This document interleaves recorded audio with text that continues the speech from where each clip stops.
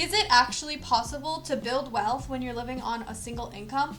Or is investing just something that rich people do? If you're new here, hi, I'm Megan. I'm a homeschool mom of 3, and I'm passionate about helping other moms learn to make money from home and how to balance the chaos of home business with homeschool. As stay-at-home moms, it can be so easy to feel like our financial destiny is out of our hands. We're busy raising our kids, homeschooling, and managing the house. But over time, I've been learning that wealth isn't just about how much money your husband brings home. It's also about what you, as a family, do with the resources that you have.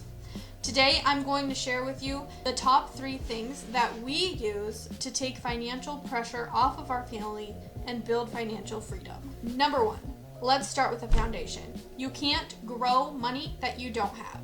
So step 1 is figuring out how to create a wealth gap. The gap is simply the difference between what your family earns and what your family spends. Creating that gap requires not just living within your means, but actually living below your means. Now, you don't have to tell me that living off of one income can be very tight. But living below your means isn't about being miserable or never buying coffee. It's about intentionality. Asking yourself, does this purchase help us build the life we want, or is it just a distraction? For our family, this looks like not eating out, cooking our meals from scratch, buying food in bulk and preserving what we can for future, and choosing to shop secondhand rather than buying our clothes and home goods at Target. Living below your means doesn't mean that you can't buy nice things. It just means that you're more intentional with the things you do choose to splurge on. Every dollar that we save here isn't just saving, it's seed money that will be used for our future. If you want me to make a full video about how our family saves and lives below our means on a single income, let me know in the comments. The next thing I want to talk about is something that most people don't even think about, and that is mindset and personal development. Everybody is busy trying to get rich, trying to grow their resources, trying to fix their finances, but what they haven't realized is that you are your biggest asset. If you want your bank account to grow, your mindset has to grow first. One of my mentors, Paul Hutchings, likes to say, leaders are readers, and I think this is so true. People who read consistently are the most intelligent, the most creative, and the most successful people in the world. And I'm not talking about just reading Harry Potter or Game of Thrones. I'm talking about books that are going to give you an insight into yourself, into your mind, and into strategies for how to become a more wealthy person overall, not just financially, but in every aspect of life. These are books like Rich Dad, Poor Dad, Think and Grow Rich, Amuna with Love and Chicken Soup, and so many others that are genuine, thought-provoking books that help you grow your mind, grow yourself, and eventually grow your income.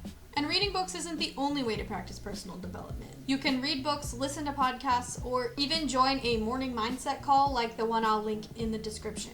The third thing that I want to talk about is investing in income-producing assets. Once you've created your wealth gap by living below your means, what do you do with that extra money? You invest it in assets. Now, an asset is simply something that's going to bring money into your pocket, whereas a liability is going to take money out of your pocket.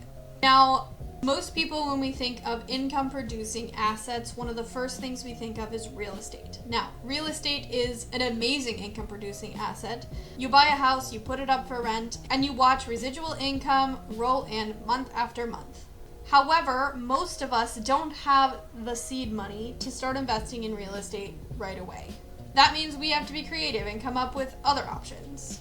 This could mean learning how to invest in the stock market, putting your money into a high-yield savings account, or into a CD fund. All of that does sound a little confusing, but it is well worth learning how to understand it and making your extra money work for you rather than just sitting in your bank account. If you'd like some resources on how to learn more, just ask and I'd be happy to share. Another way to invest that seed money is by investing in an income stream that's going to pay residual commissions. This course involves learning an income skill like digital marketing. It might mean starting an online side hustle. When you use your seed money to build a business or learn a skill, you're planting a tree that can feed your family for years. So at the end of the day, building wealth as a stay-at-home mom is more about stewardship than anything else. It's about saying, I'm going to manage the resources I already have so well that they will begin to multiply to the point where it will slowly take the weight of finances off of your husband's shoulders.